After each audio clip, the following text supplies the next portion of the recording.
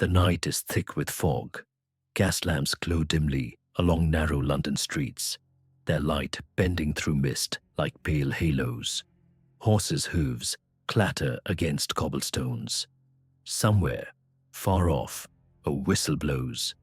The year is 1888, and in the heart of Whitechapel, fear curls through the air as tangibly as the smoke from 100 chimneys. Doors are bolted early. Footsteps quicken in alleyways. The city seems to hold its breath in this setting of shadows and silence. A series of brutal murders will soon grip the world. But what if, more than a century later, a confession emerged, not whispered in court or recorded in dusty police files, but scrawled across the pages of a diary, a man's words, claiming to be the voice of Jack the Ripper himself. This is the story of that diary, the mystery it rekindled, and the questions it leaves us with even now. The Whitechapel murders began in late summer, 1888. The East End of London was a maze of cramped housing, overcrowded lodging houses, and streets lined with pubs, market stalls, and makeshift shelters. Poverty was suffocating. Thousands lived in slums where water was scarce. Diseases spread quickly, and work was often irregular. Many women, desperate to survive, turned to prostitution. It was among these women that the Ripper found his victims. The first canonical case, as police would later call it, was Mary Ann Nichols, discovered on August 31st in Bucks Row. A week later, Annie Chapman was found in Hanbury Street. Then, in late September, came the so-called double event. Elizabeth Stride and Catherine Eddowes, murdered within an hour of each other. Finally, on November 9th, Mary Jane Kelly, the youngest of them, was found in her small rented room in Miller's Court. The killings shocked not just London, but the world. Newspapers published lurid illustrations and breathless headlines. Rumors swirled in every tavern. Letters claiming to be from the killer flooded police stations and newsrooms. Some were obvious hoaxes. Others, like the infamous "From Hell" letter, remain debated to this day. But through all the confusion, the Ripper himself was never caught. His name never confirmed. His face never revealed. And so, the legend grew. A faceless killer stalking the night, vanishing without a trace, leaving only terror behind.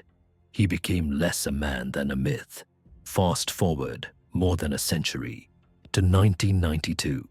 In Liverpool, a man named Michael Barrett presented a diary to the world, a worn, leather-bound volume, its pages filled with handwriting that seemed at once confessional and chilling.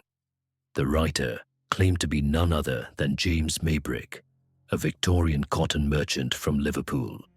In those pages, Maybrick confessed not only to being Jack the Ripper, but to carrying out the Whitechapel murders with cold, deliberate malice.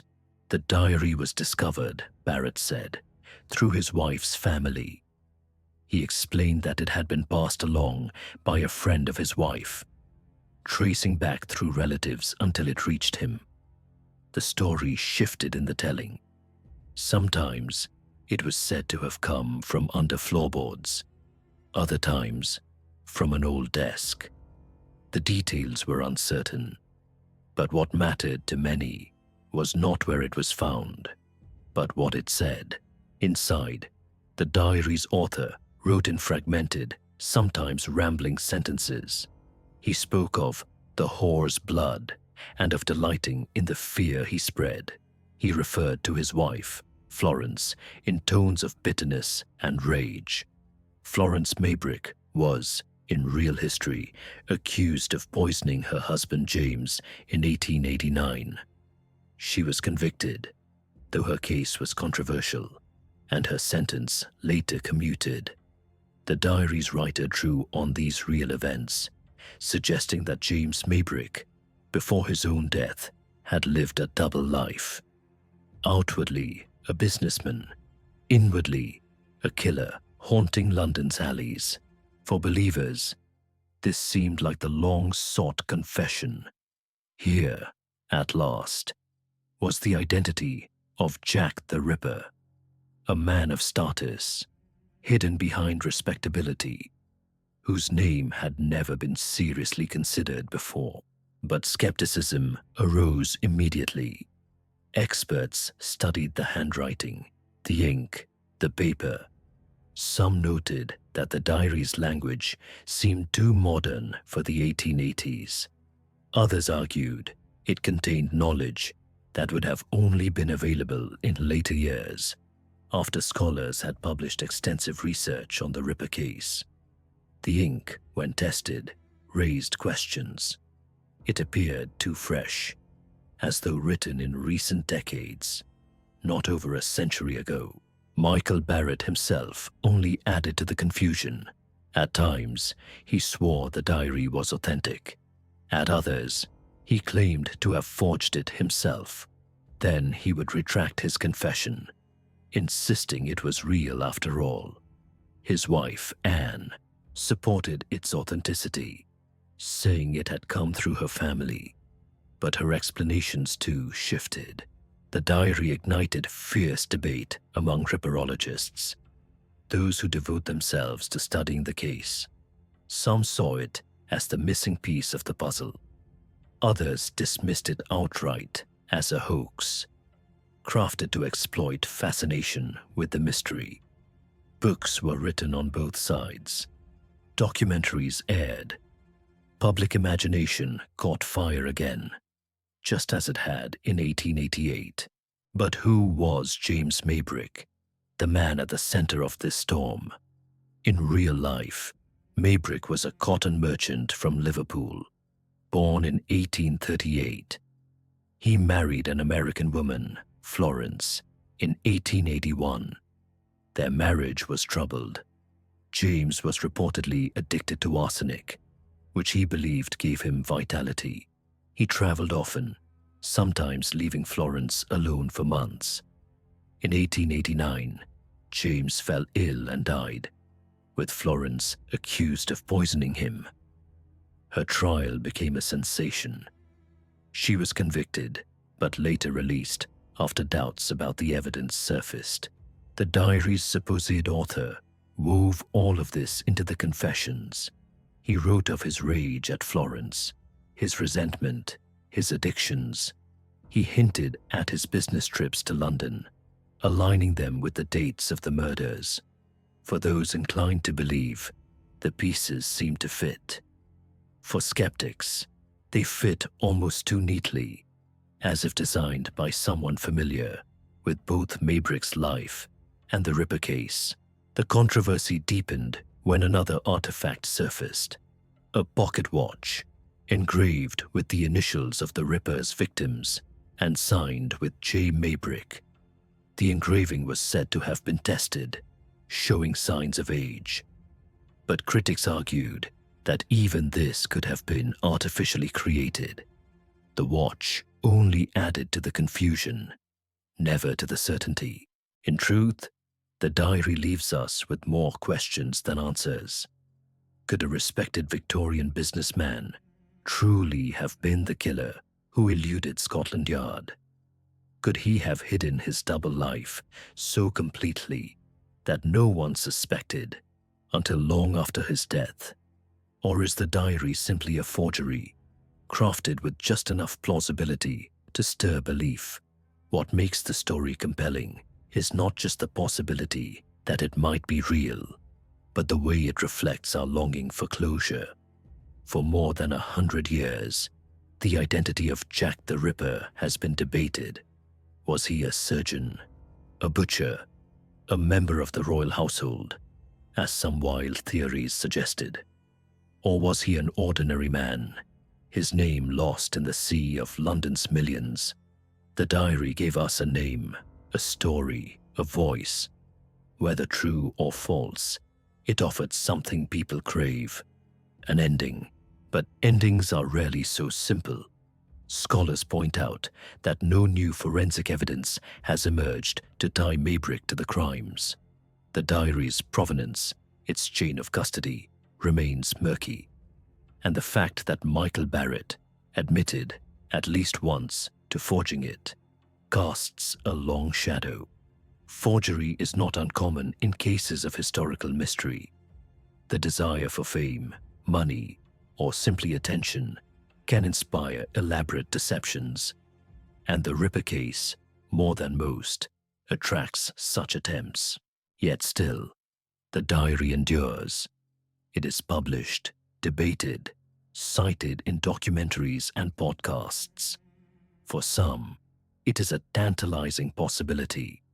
For others, a cautionary tale in skepticism. The impact of the Ripper murders themselves, however, is undeniable. They transformed policing, pushing authorities to adopt new investigative techniques.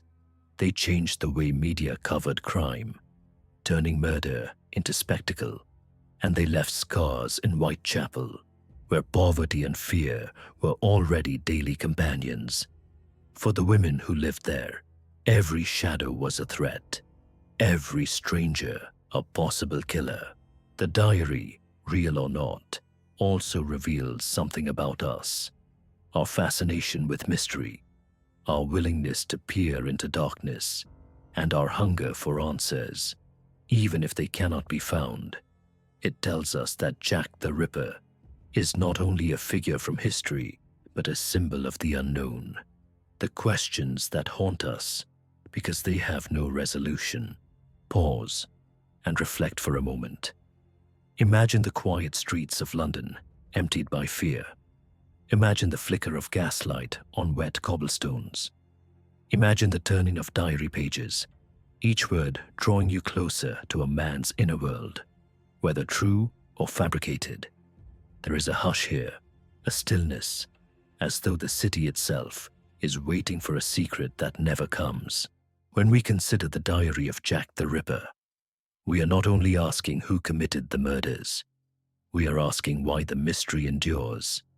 Why, after all this time, the story still holds us. Perhaps it is because the Ripper case rests at the intersection of fact and legend, where history becomes myth. The diary, authentic or not, is part of that myth-making. And so, we come to the quiet conclusion. The diary has never been definitively proven true, nor has it been conclusively exposed as false. It exists in the in-between, like the fog over Whitechapel, where forms shift and clarity is elusive. For some, it is a final confession. For others, a forgery meant to deceive. For all of us, it is a reminder that the past does not always yield its secrets.